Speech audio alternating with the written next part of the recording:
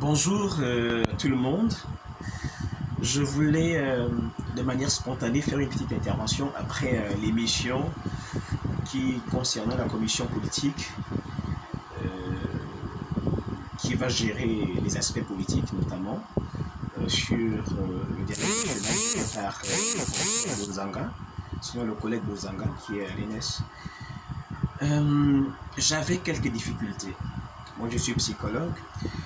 J'estime que j'ai été formé par le Gabon, pas pour aller faire du copier-coller. Et pire encore, des photocopies qui ne sont pas totalement en couleur, qui sont en noir et blanc. Ça, c'est ce que notre élite est en train de reproduire actuellement. Ça, je l'estime ainsi. Pour quelle raison?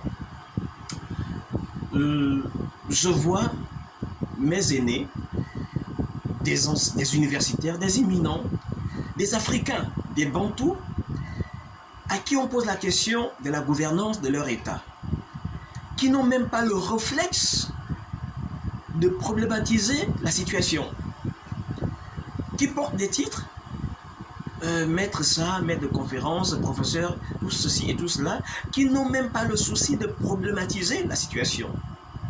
Nous sommes Africains. La première question qu'un Africain devrait poser, parce que moi je vois des anticolonialistes TikTokers qui sont à gauche, à droite, et qui sont les premiers, effectivement à chasser la France, mais qui n'ont pas d'aptitude, qui n'ont pas de capacité à restaurer, à restituer, à se rappeler, à se remémorer de comment leurs ancêtres fonctionnaient. L'Europe, l'Occident est en train d'échouer. Nous nous en rendons compte. Et nous avons des gens qui vont sur un plateau de télévision avec les procédés occidentaux qui sont en train d'échouer pour nous parler de démocratie parlementaire, régime présidentiel, régime semi-présidentiel. Qu'en est-il de l'héritage de vos ancêtres, chers collègues? Qu'est-ce que les Fonds ont laissé? Qu'est-ce que les Téké ont laissé? Qu'est-ce que les Mine, les Gissir, les Baoumbu, etc., ont laissé comme mode de gestion d'une société, d'un groupe? Qu'est-ce qu'ils ont laissé? Comment pouvez-vous prétendre lutter contre les Européens alors que vous êtes en train de copier exactement, de vouloir restituer leur type de fonctionnement, leur mode de gestion de l'être humain? Où est votre culture? Où sont vos valeurs? À quel moment vous allez nous dire, nous, chez nous le Bantou, voilà comment la société se gérait, voilà comment, sur le plan ancestral, les choses s'organisaient. Et nous estimons que nous avons comparé pendant 60 ans, depuis les indépendances, même avant, nous avons comparé leur manière de gérer la société, et nous voulons peut-être proposer un autre schéma, le schéma de nos ancêtres. Aucun de vous. Donc, je me rends compte que la plupart d'entre nous ont été formatés pour reproduire ce qui nous a été enseigné en Europe. Vous êtes sans ignorer que lorsqu'un singe imite un autre, il sera toujours en retard d'un geste. Voilà pour quelle raison je pense, ça c'est mon avis, que vous êtes en train d'institutionnaliser le retard de l'Africain. Vous êtes en train d'installer, de perpétrer, de pérenniser la stratégie la meilleure pour que l'Africain soit en retard. Parce que les concepts que vous utilisez, vous ne les avez pas suffisamment problématisés, vous ne vous êtes pas approprié de ces concepts, vous ne savez même pas ce que cela signifie dans vos traditions, dans vos cultures, dans vos us et coutumes. Ça, c'est ce qui m'attriste.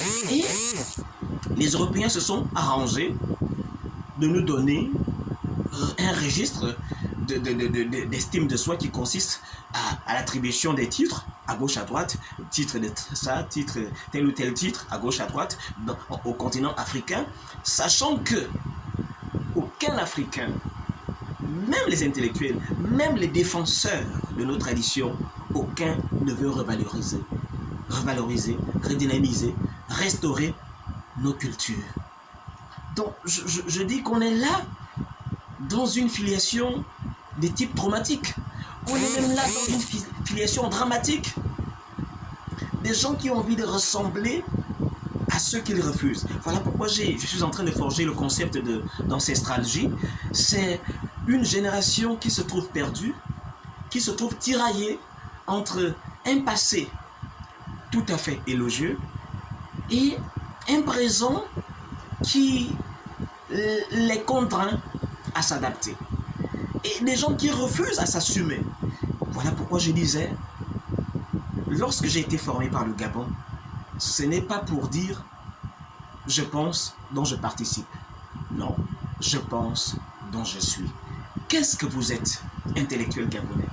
Qu'est-ce que vous êtes, communauté gabonaise? Et est-ce que nous n'avons même pas le réflexe de rappeler sur une chaîne nationale comment le pouvoir se gérait chez nous? J'ai tellement de choses, je pense que le plus important, ce n'est pas de durer en long dans nos interviews, ou bien dans nos échanges, ou bien dans nos entretiens, ou bien même dans nos publications, c'est d'aller à l'essentiel.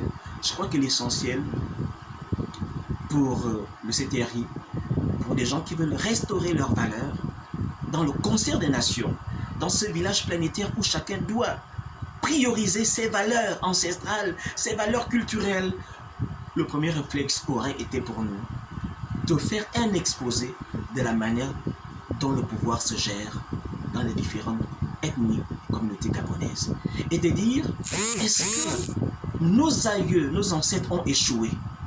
Est-ce que les sociétés ancestrales ont montré à suffisance leurs limites et leurs échecs?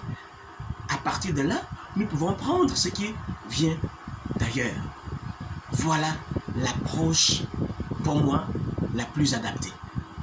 Parce que nous sommes en train d'échouer en reproduisant les schémas qui reviennent d'ailleurs et nous les reproduisons sans talent. Ovoni Ngongone est docteur en psychocriminologie au département de psychologie à l'université Omar Bongo du Gabon. Merci encore et à très bientôt.